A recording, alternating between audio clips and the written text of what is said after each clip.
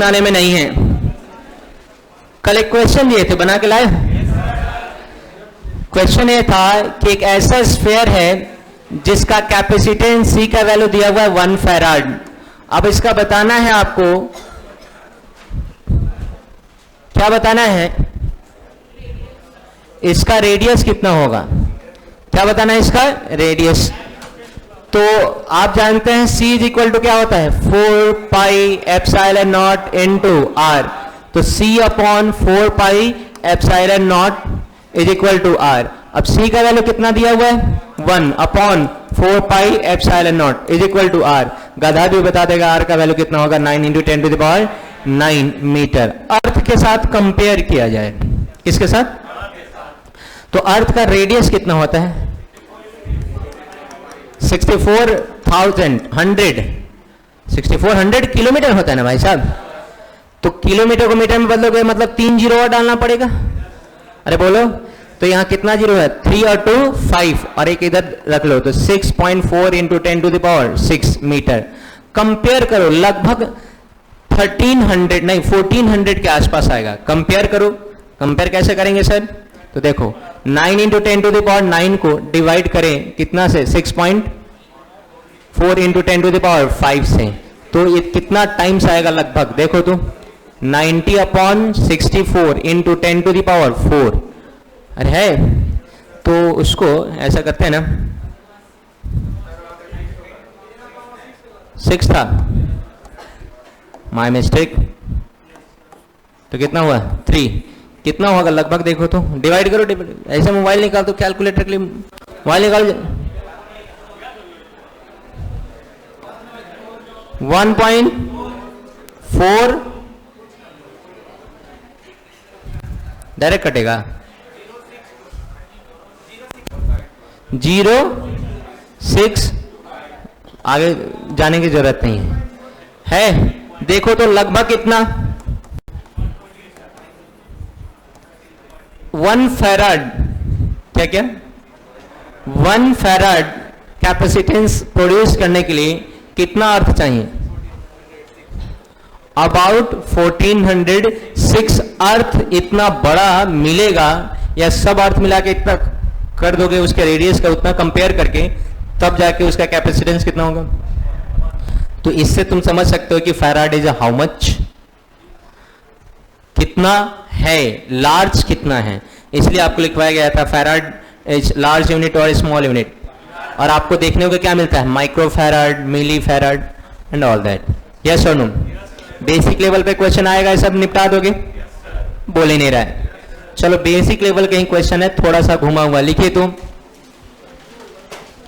There are 64, लिखिए there are 64, there are 64 identical water droplets, there are 64 identical water droplets, there are 64 identical water droplets having capacitance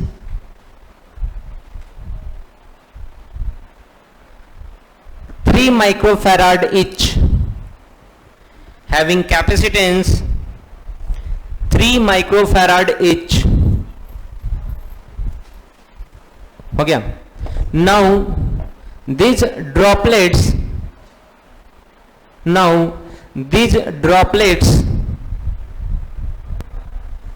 merge to form a large drop, merge to form a large drop, then find the capacitance of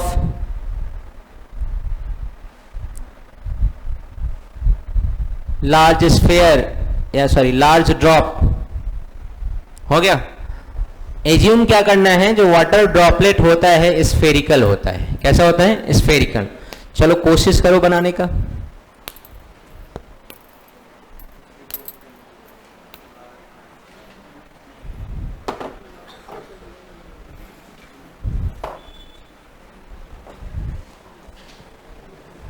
कोशिश करो बनाने का। और जो अच्छे student हैं उम्मीद कर सकते हैं लड़का रे आगे घूमता है कि नहीं, अपने दिमाग से बनाओ, 4 गुना से पंचायती करके बनाता है क्वेश्चन, कुकुर कहीं का।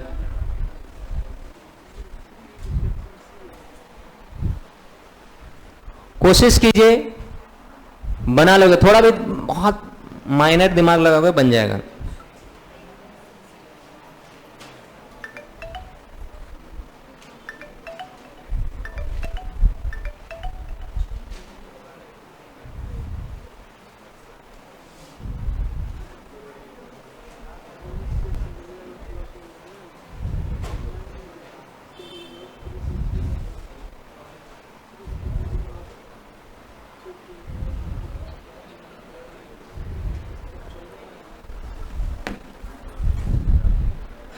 बना?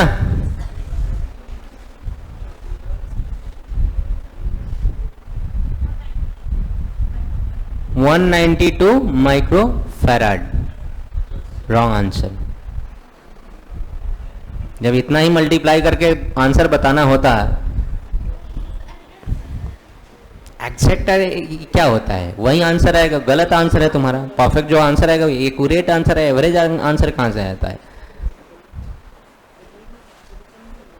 सिर्फ मल्टीप्लाई करके बता देना होता तो फिर क्वेश्चन में कुछ जान रहता।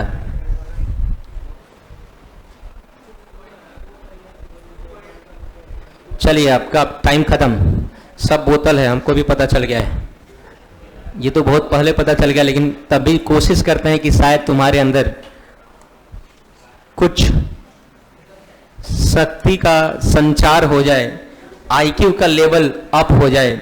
और आंसर बता दिए क्या? माइक्रो के टाइम में बोलो ना, 4/3 माइक्रो।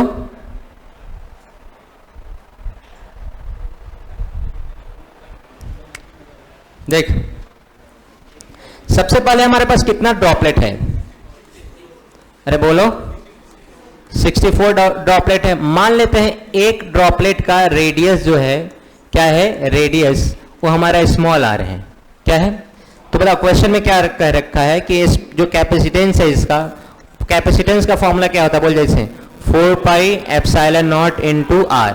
अब यहाँ आर स्मॉल आर है कि कैपिटल आर है? इसका वैल्यू दे रखा है कितना? कितना?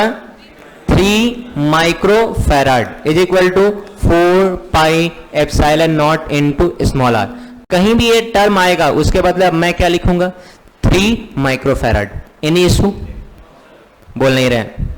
चलो अब सिंपल फंडामेंटल लॉजिक अप्लाई करना है कि अगर 64 को एक साथ मर्ज करते हैं और बड़ा ड्रॉपलेट बनाते हैं, किसको? 64 को मर्ज करके क्या बनाते हैं? बड़ा ड्रॉपलेट। तो क्या दोनों का वॉल्यूम सेम रहेगा कि डिफरेंट? वॉल्यूम सेम रहेगा, डिफरेंट रहेगा? तो तुम कह सकते हो कि बड़े वाले का volume V final is equal to 64 times of V any one, या फिर V ड्रॉपलेट। ये droplet V for volume, not for potential. V क्या है यहां पर? वॉल्यूम है कि पोटेंशियल है? V क्या है यहां पर? वॉल्यूम है कि पोटेंशियल है? बोलो। अब कंपेयर करने आएगा? अरे बोल ही नहीं रहे। अरे अब कंपेयर करने आएगा तो V फाइनल अगर ये स्फेरिकल शेप का है तो वॉल्यूम का फॉर्मूला होता है 4/3 पाई आर क्यू, और इधर क्या होगा? 64 टाइम्स ऑफ, छोटा भी है तो ड्रॉपलेट भी तो स्फेरिकल ही है, कितना फॉर्मूला होगा? 4/3 पाई, लेकिन इसमें स्मॉल आर क्यू की कैपिटल आर क्यू? कैंसिल करने आता है? फिर कर दो कैंसिल। 4/3 पाई से 4/3 पाई कैंसिल, इधर आर क्यू बचा, उधर क्या बचा? 64 को मैं 4 का क्यूब लिख सकता हूं, और इधर क्या है? Small R Q. यस और नो? तो आप बता सकते हो इसका वैल्यू क्या हो जाएगा? R is equal to 4 into R का होल क्यूब का 1/3। अरे इधर 3 था, उधर जाएगा 1/3 होगा, और 4 का क्यूब और R का क्यूब को कंबाइंडली लिख सकते हैं। तो बोलो क्या हो जाएगा R का वैल्यू? बोलो R is equal to capital R is equal to, बोलो जैसे 4 इंटू स्मॉल आर। अरे कटेगा ना भाई, अब हो गया कैपिटल आर का सी डैश फॉर्मूला लिखना है। कैपेसिटेंस का फॉर्मूला क्या होता है? 4 पाई एप्सिलॉन नॉट इनटू, अरे बोलो क्या होता है formula? 4 pi epsilon not into होता है। अब कैपिटल आर के बदले क्या फॉर्मूला लिखेंगे? 4 pi epsilon not into capital R के बदले क्या लिखना है? 4 टाइम्स ऑफ स्मॉल आर। क्या लिखेंगे? 4 times of 4 pi epsilon not into small R. Any doubt? मैंने क्या बोला है इसके बदले क्या लिखना है? अरे बोलो कितना? पहले ही बताया ना। बोल आंसर कितना होगा? 4 टाइम्स ऑफ 3 माइक्रोफैराड। कितना हो गया? अरे हुआ या नहीं? आसान था कि टफ था? बोलो आसान था कि टफ था? बना क्यों नहीं फिर? जब आसान था तो बना क्यों नहीं? अच्छा, बनाने के बाद आसान लग रहा है।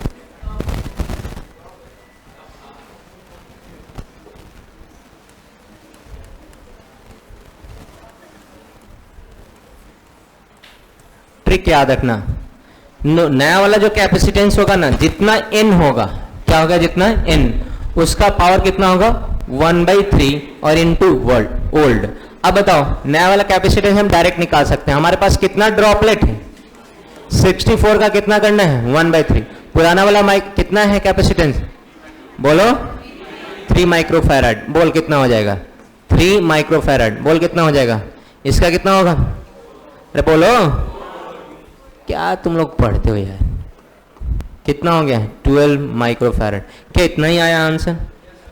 तो ये लॉन्ग मेथड से हो गया और शॉर्ट मेथड से हो गया। इसके रिगार्डिंग और भी पोटेंशियल भी पूछता है। ठीक है, आ रहे हैं। पोटेंशियल भी पूछता है। क्या पूछता है? पोटेंशियल। पोटेंशियल का नाम है आपको, चार्ज भी पूछता है, पोटेंशियल एनर्जी भी पूछता है, बहुत सारी चीज। चार्ज तो कंजर्व रहता है, लेकिन एनर्जी, पोटेंशियल और एनर्जी पूछता है। क्या पूछता है? पोटेंशियल और फिर एनर्जी। उससे रिलेटेड भी आएगा क्वेश्चन, उसके लिए डायरेक्ट ट्रिक बता देंगे, आप यूज कीजिएगा। और ट्रिक कहां से है वो भी बता देंगे। पहले फटाक से छाप लो सॉल्यूशन। क्या इस तरह का क्वेश्चन आएगा, निपटा दोगे? नो।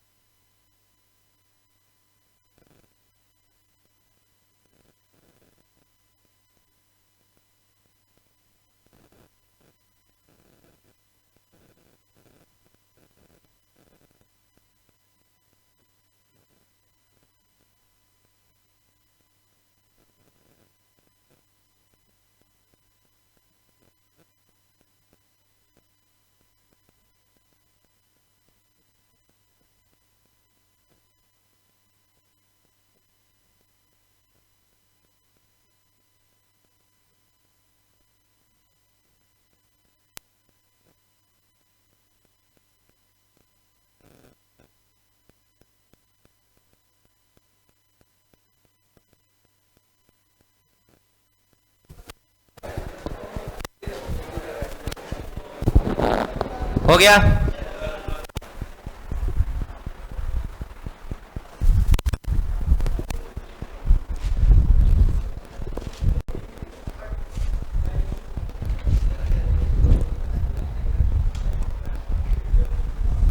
पूछे हैं कि एक बच्चा आया था इंक्वायरी के लिए, हम पूछे हैं कि 10th बैकग्राउंड क्या है, तो कह रहे CBSE। तो हम कहें 11 बजे बैच से आ जाओ, तो फिर कह रहा है कि सर टाइमिंग इशू है। हम कहें क्यों, टाइमिंग क्यों इशू है? तो कह रहा है कि सर हम फ्री हो जाते हैं। कितना बजे फ्री हो जाते हो? तो कह रहा है 9 बजे। हम कहे तुम बिहार बोर्ड में पढ़ सकते हो, 7 से 8 आ जाना।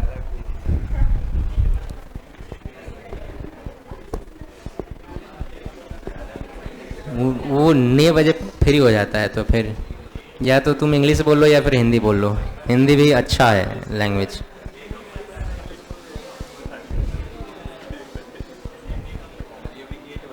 नहीं, वहीं 10 के पीछे होता है और 8 के बाद होता है। हो गया?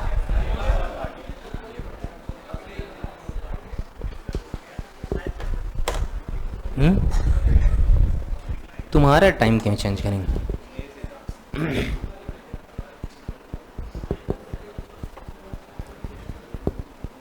अरे हो ही गया होगा। कौन हिसाब से लिख रहा है? पूरा स्पीड का बैंड बजा के रखा है तुम लोग।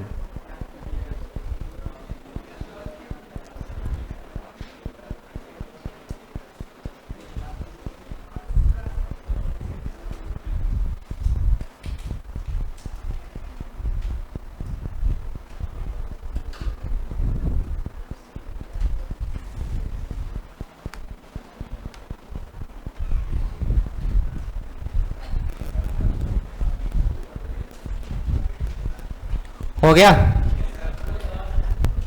तो चलिए बोर्ड पर देखिए। सर अगर कैपेसिटेंस का ट्रिक बताए हैं, कुछ इस तरह से क्वेश्चन पूछते हैं कि there are 64 droplets, each have potential 10 volt and they merge together या they combines to form a new या large droplet, then find the potential of large droplet. क्या पूछते? पोटेंशियल। अब की बार क्या पूछा है? कैपेसिटेंस। अब क्या पूछते? पोटेंशियल। कभी क्या पूछते? Potential energy.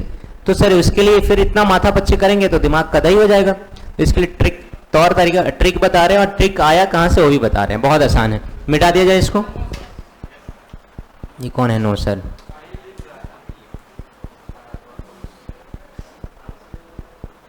हो गया? एक बात सुन लो, एक आध बच्चा अगर बच जाता है ना तो अगल बगल से लिखो, टाइम पास करने की जरूरत नहीं है। देखो इधर कैपेसिटेंस का क्या फॉर्मूला है? C dash is equal to, बोल जल्दी से, n to the power 1/3 C old. कोई दिक्कत? अगर हम लोग मर्ज कर रहे हैं तो हम लोग क्या कहते हैं? Charge is conserve. चार्ज कौन सा क्वांटिटी है? Charge is conserve. क्या होता है चार्ज? हमेशा क्या होता है? कंजर्व होता है। चार्ज, एनर्जी, ये सब फिजिकल क्वांटिटी क्या होता है? कंजर्व। तो आप कह सकते हैं कि इनिशियल जो चार्ज होगा सर वो फाइनल चार्ज के बराबर होगा। इनिशियल में चार्ज कितना है? n times of small Q. अरे बोलो, n times of small Q.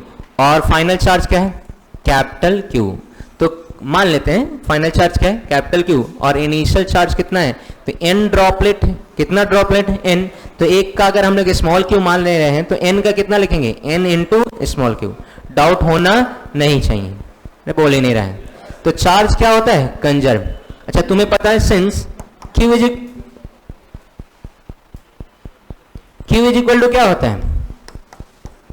CV। अरे अभी कल ही formula derive, Q is equal to CV होता है ना। तो जहां Q लिखना पड़ेगा हम लोग क्या लिखेंगे? CV। क्या लिखेंगे? तो देखिए CV से कंपेयर करके हम वोल्टेज भी कंपेयर कर सकते हैं। क्या कंपेयर कर सकते हैं? चार्ज हमारा कंजर्व है कि कुछ और है? कंजर्व। तो चार्ज के बदले हम फाइनल चार्ज ऐसे लिख सकते हैं, तो फाइनल हम कैपेसिटेंस भी लिख सकते हैं और उसके कॉरस्पॉन्डिंग फाइनल वोल्टेज भी लिख सकते हैं। उसके कॉरस्पॉन्डिंग क्या लिख सकते हैं? अगर मैं पूछूं कि V का वैल्यू कितना होता है? V इज इक्वल टू क्या होता है? Q बाई, बोलेगा कि नहीं तुम लोग रे? कल ही ने पढ़ाया 3 formula. V is equal to, अब बताओ जो हमारा V डैश लिखेंगे तो क्या लिखेंगे? Q dash by C dash.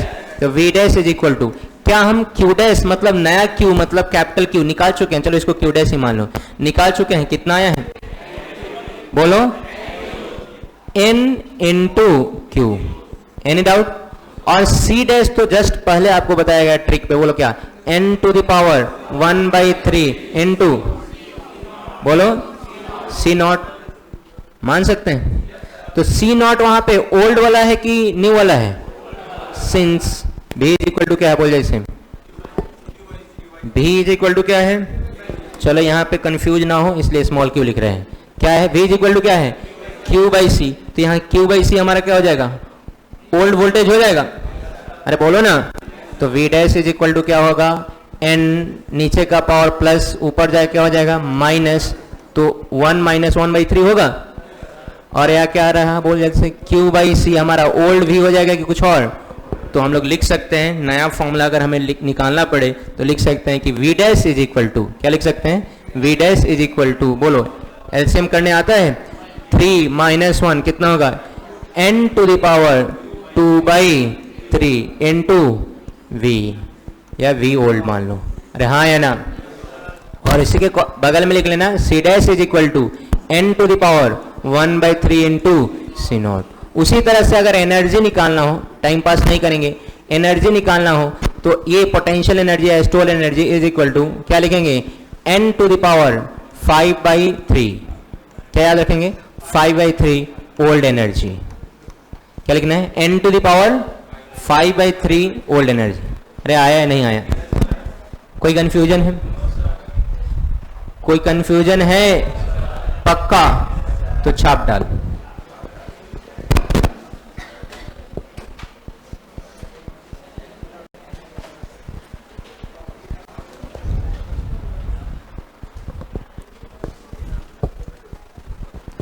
अगर तुमसे अब पूछा जाए कि हाँ ये हर एक का कितना है पोटेंशियल और फिर बताओ मर्ज करके नया का पोटेंशियल निकाल सकते हो पक्का? अब टाइम पास कराने की जरूरत,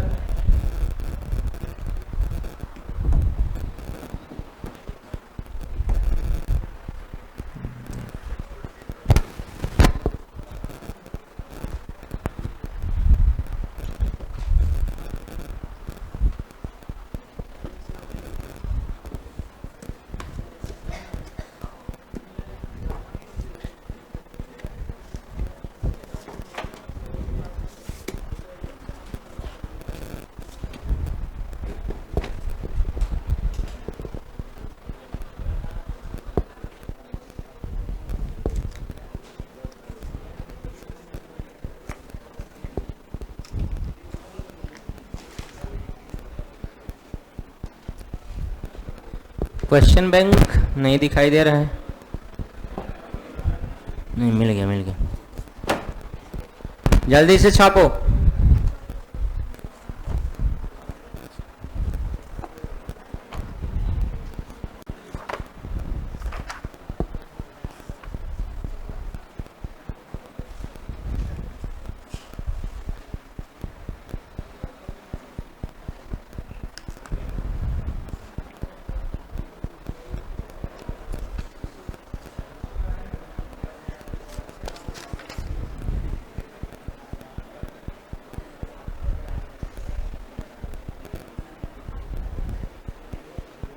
क्वेश्चन बोलो।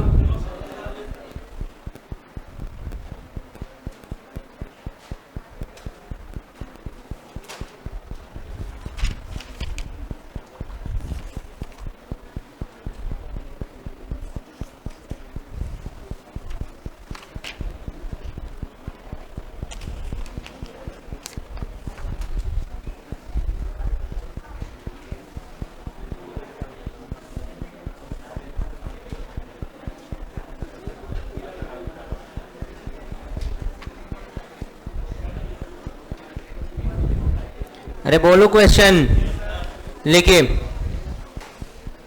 27 similar drops of 27 similar drops of 27 similar drops of mercury are maintained at 10 volt, are maintained at 10 volt. 27 similar drops of mercury are maintained at 10 volt each.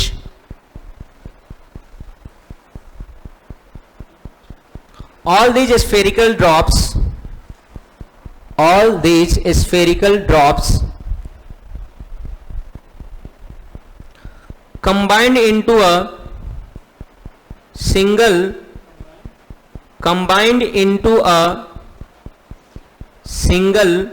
big drop. All these spherical drops combined into a single big drop. Okay, then find the potential energy of bigger drop. 90. एक बार check कर लो. कभी कभी क्या होता है ना, गांव में कहावत है कि तेज कभी 3 जगह लेप लेता है. तो please question, potential energy of bigger drop. Question लिखने के बाद अचानक से आंसर मत करो, क्योंकि इतना 30 मार्क खा नहीं हो. आइंस्टीन हो तो अलग बात है, और वो तुम हो नहीं.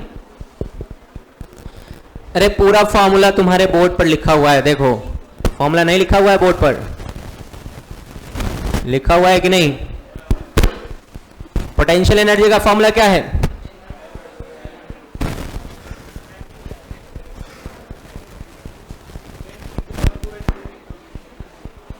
n to the power 5/3.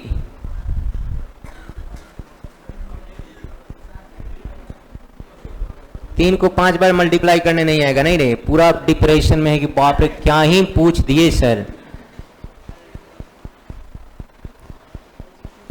पुराना वाला पोटेंशियल एनर्जी दिया हुआ है? दिया हुआ है कि नहीं जी?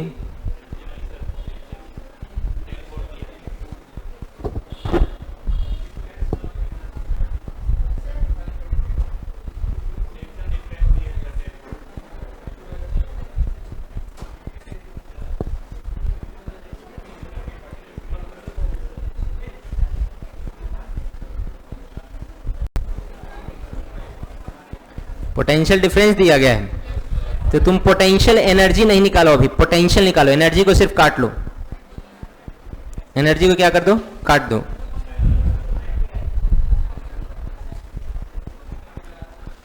पोटेंशियल निकालो.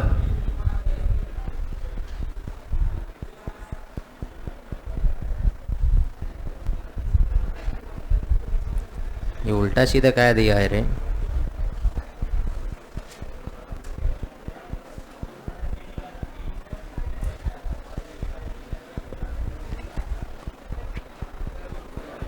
जूल लेना चाहिए, फिर Q इज इक्वल टू सी भी नहीं,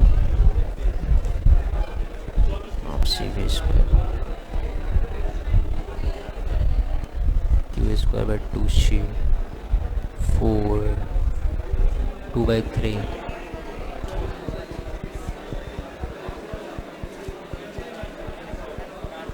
n स्क्वायर माइनस 5/3 ही होगा. कितना? चलो सुनो, पोटेंशियल एनर्जी मैंने बोला ना, एनर्जी काट लेने के लिए, पोटेंशियल निकालने के लिए बोला है. चलो इसको थोड़ा मैं मिटा दूं, नेक्स्ट पेज में ले जाऊं. बोलो क्या है पोटेंशियल एनर्जी? जब लिखेंगे क्या लिखेंगे? पोटेंशियल V बराबर क्या लिखेंगे? एनर्जी वाला है, टाइम्स पूछ रहा है. सुन लो, ये पोटेंशियल एनर्जी को मैंने बोला है पोटेंशियल काट लो. पहले पोटेंशियल वाला एक आध क्वेश्चन कर लेते हैं, फिर एनर्जी वाले पे आते हैं. एनर्जी भी निकाल सकते हो, बस एनर्जी टाइम्स पूछ रहा है. How much times, how many times. ये नहीं पूछ रहा है कि फाइनल पोटेंशियल एनर्जी क्या है. तो टाइम्स निकालना बहुत आसान है, क्योंकि n का पावर कैलकुलेट करना है. किसका पावर कैलकुलेट करना है? n. तब हमको इनिशियल वोल्टेज में दिया है कि एनर्जी में दिया, उससे हमको कोई माने मतलब नहीं होगा. तो चलो, अगर वोल्टेज कैलकुलेट करना हो तो क्या लिखेंगे? n टू द पावर बोलो 2/3 इनटू ओल्ड वोल्ट. अब बताओ n कितना है? 27 का पावर 2/3, और पुराना वाला वोल्टेज कितना है? 10 वोल्ट. अब बताओ, पहले 27 को हम ऐसे लिखेंगे 3 टू द पावर 3, और इसका 2/3 इनटू 10. तो क्या लिखेंगे? 3/2/3. बोलो कितना हो जाएगा? इनटू में 10 कितना हो जाएगा? 90 इंटू 10 सॉरी 9 इंटू 10 कितना हो गया 90 वोल्ट। यस और नो। अब क्वेश्चन में थोड़ा सा हम अधूरापन लाए हैं। यही क्वेश्चन पूछ रहा है, यही क्वेश्चन सेम क्वेश्चन है, ये तो सब कोई लाके बैठा होगा अगर पोटेंशियल हो तो। कितना लोग पहले से ला चुके हैं? अरे इसमें कोई बड़ी बात नहीं थी, लेकिन सर पूछ रहा है कि हाउ मेनी, जो हम potential find the final potential energy हम बोल दिए, लेकिन ये क्वेश्चन ये है कि how many times final potential energy is how many times of old या इनिशियल पोटेंशियल एनर्जी का कितना टाइम्स है फाइनल पोटेंशियल एनर्जी। जब टाइम्स पूछ रहा है तो हम क्या लिखेंगे, यू फाइनल, देखो क्या है, u dash is equal to n to the power 5/3 into, बोलो यू इनिशियल या यू नॉट था। तो अब हम लोग ऐसे भी तो लिख सकते हैं, u dash by u is equal to n to the power 5/3। तो अब बताओ हमको इनिशियल में एनर्जी क्या है क्या नहीं, उसे कोई मतलब है? कितना टाइम्स होगा यही पूछ रहा है, हाउ मेनी टाइम्स। ये क्या बताएगा, बोल जैसे यू डैश बाई यू क्या बताएगा, हाउ मेनी टाइम। अब n का वैल्यू बता दो कितना है, 27 का कितना करना है 5/3। अगर आप समझदार हैं तो कैलकुलेट करना आपके लिए बाएं हाथ का खेल है। कितना होगा 3 टू द पावर 3 अपॉन 5/3, 3 से 3 कैंसिल, 3 टू द पावर 5। अरे इतना तो आता होगा ना भाई साहब। कितना 3 3 जा 9, 9 3 जा 27, 3 जा 81, 81 3 जा 243 टाइम्स। यस और नो? नहीं बोल रहा है। क्वेश्चन समझा या नहीं? ये वोल्टेज आपको रियल में जो क्वेश्चन है वोल्टेज भुलाने के लिए दिया है, वोल्टेज से हमको कोई माने मतलब नहीं है। बस क्वेश्चन क्या था, हाउ मेनी टाइम्स मैंने छोड़ रखा है, कितना, हाउ मेनी टाइम्स जब पूछेगा तो फिर हमको फाइनल एनर्जी कितना है, इनिशियल एनर्जी कितना, 1 ड्रॉपलेट का कितना, 10 ड्रॉपलेट का कितना, उससे हमको कोई माने मतलब नहीं है। सिर्फ n के पावर से कैलकुलेट करना है कि कुछ और से, n के पावर से। अरे हाँ या ना, था ना आसान? क्या बना सकते हो हम? जल्दी से छाप लो। एक और क्वेश्चन स्टार देख, इसको जब बना लिया ना स्टार देख के लिखना। इन अबव क्वेश्चन, स्टार देख के लिख लो। In above question final potential energy, ये अभी सॉल्व नहीं किया था तुम लोग? तो जब ये सॉल्व कर लिया था ना तो नीचे स्टार देख के लिखो, how many times in above question, how many times, क्या लिखा है? ठीक है, इन above question final potential energy, इसका तो सेंटेंस ही नहीं बन रहा यार। How many times final potential energy, star देके अगर लिखा होगा काट कुट लो, फिर से लिखो। इन above question how many times final potential energy, how many times final potential energy will be greater than initial, will be greater than initial or single, greater than initial potential energy लिखो भाई साहब। how many times greater than initial potential energy. हो गया? मैं repeat कर दूं कि इन above question, उसके बाद क्या था, how many times final potential energy will be greater than initial potential energy. तब वाला सॉल्यूशन वो है, राइट साइड में जो हैशटैग लगा के सॉल्यूशन किया गया है। उसको वोल्टेज से कोई माने मतलब, वोल्टेज 10 20 हो 30 हो कोई फर्क नहीं पड़ता है। उसको किससे मतलब है? सिर्फ n से। किससे? समझ रहे हो या नहीं? छाप डालना है। नेक्स्ट क्वेश्चन है वोल्टेज वाला, तब तो आराम से कर लोगे तुम लोग, पोटेंशियल एनर्जी वाला नहीं है। एक ही क्वेश्चन था।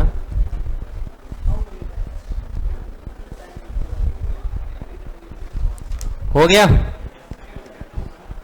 नेक्स्ट क्वेश्चन लिखो तो। अरे 2 लाइन का भाई, u dash is equal to, ये फाइनल लिख के 27 टू द पावर 5/3 कर लो। और इधर क्या करना है? कुछ नहीं, ये तुम खुद से करोगे। इधर खुद से करोगे, इसको सॉल्व करने नहीं आएगा? बायोलॉजी वाले आएगा? आ जाएगा? बायोलॉजी वाले को अगर नहीं आएगा तो भाई साहब देख लेना इधर।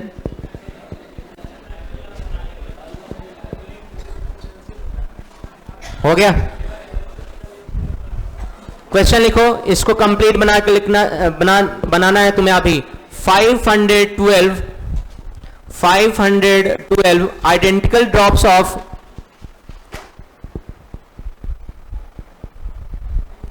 mercury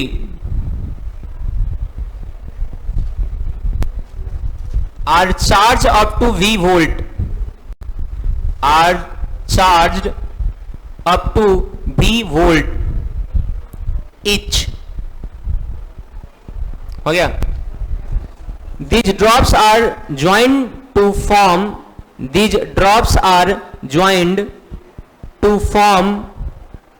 a single drop. These drops are joined to form a single drop. हो गया? Then potential of large drop will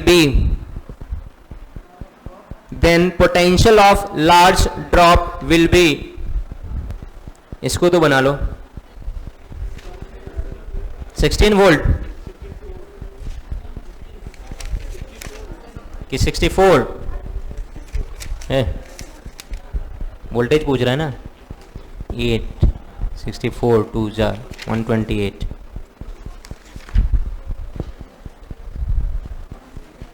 क्या पूछ रहा है? वोल्टेज की कुछ और, तो वोल्टेज वाला फॉर्मूला लगाओ। V final is equal to n to the power 2/3 into V initial, या V of large is equal to n to the power 2/3 V of old। अब 512 जो होता है किसका क्यूब होता है? 8 का क्यूब होता है। 512 किसका क्यूब होता है? 8 का। 10 तक क्यूब, 10 क्या 15 तक याद होना चाहिए, लेकिन 10 तक काम चल जाता है।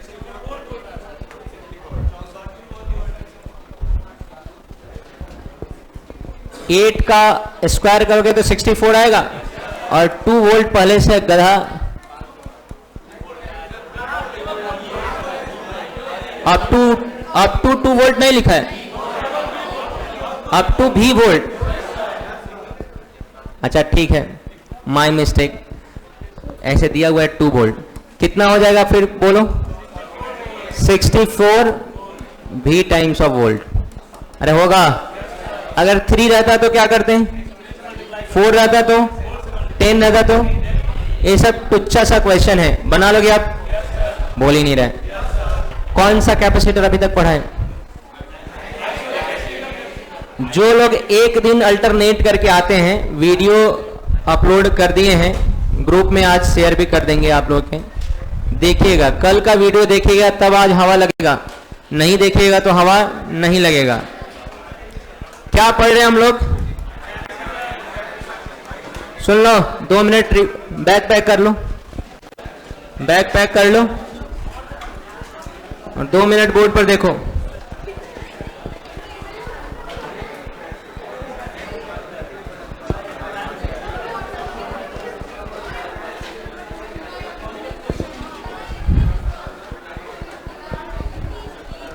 हो गया?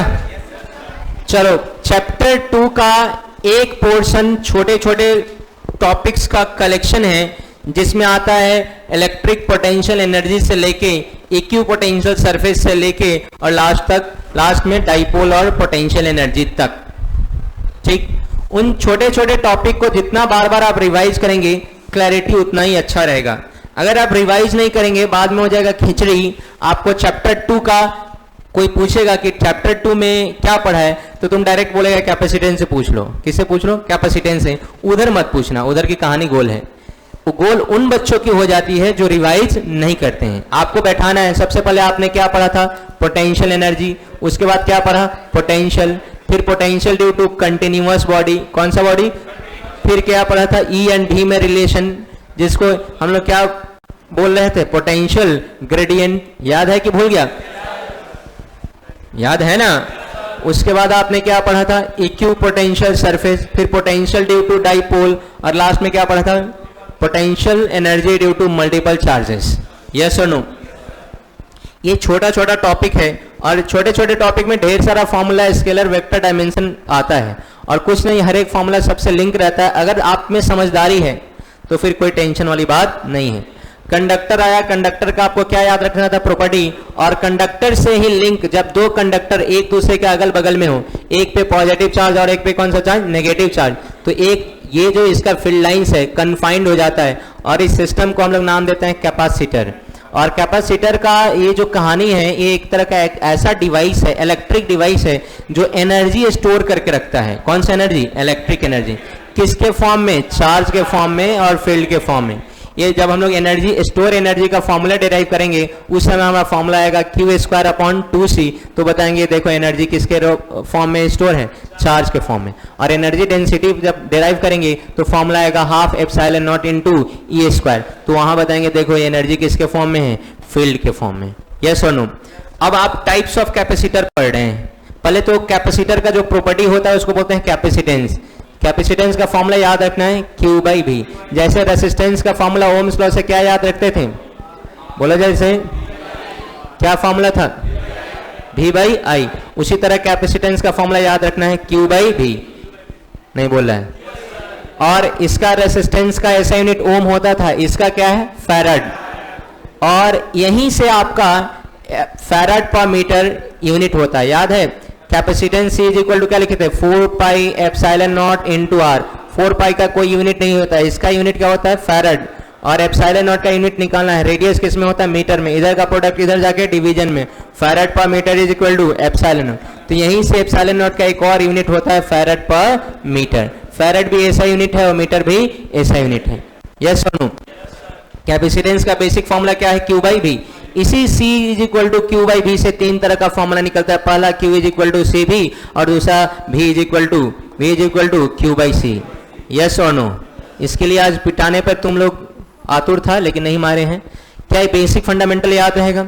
उसके बाद कल बताया गया आपको कि बताइए कितने टाइप्स का कैपेसिटर होता है। कैपेसिटर का टाइप, जिसमें आप पहला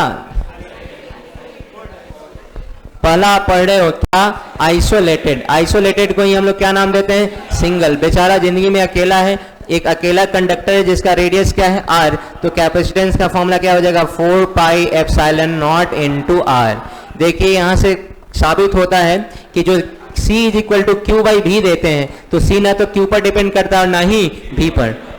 Q और V पर डिपेंड नहीं करता है। C किस पे डिपेंड करता है, साइज पर, R पे, मीडियम पे, ओरिएंटेशन पे, इन सारे चीजों पे डिपेंड करता है। आपको लगता है, इस भ्रम में आप जी रहे हैं कि C directly proportional to Q और C inversely proportional to V, जबकि ऐसा होता जाता नहीं है।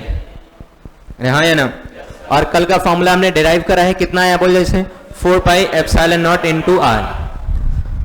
कल बिहार बोर्ड वालों का ऑफ है, CBSE वाले आएंगे। अपना क्वेश्चन बैंक का डिस्कशन, लास्ट डिस्कशन होगा पूरा क्वेश्चन चैप्टर 1 का, चैप्टर वाइज। CBSE वाले कौन कौन है, हाथ उठाइए तो थोड़ा सा। बेशर्मो चैप्टर खत्म हो चुका है पूरा। कल पूरा बना के डाउट लेके आओगे, 9:30 से 10:30 तक बताएंगे, ठीक। जो नए हो तो तुम छोड़ दो, चैप्टर 2 का जब हम डिस्कशन कराएंगे तब, अभी नहीं। तो जो पुराने लोग हैं, लास्ट डिस्कशन होगा चैप्टर 1 का, चैप्टर वाइज खरीद लेना है। क्या खरीदना है, चैप्टर वाइज। अरिहंत का आता है, किसका आता है, अरिहंत कहीं आता है चैप्टर वाइज। हाँ अरिहंत कहीं है। चलो पहले गर्ल्स निकलेंगे।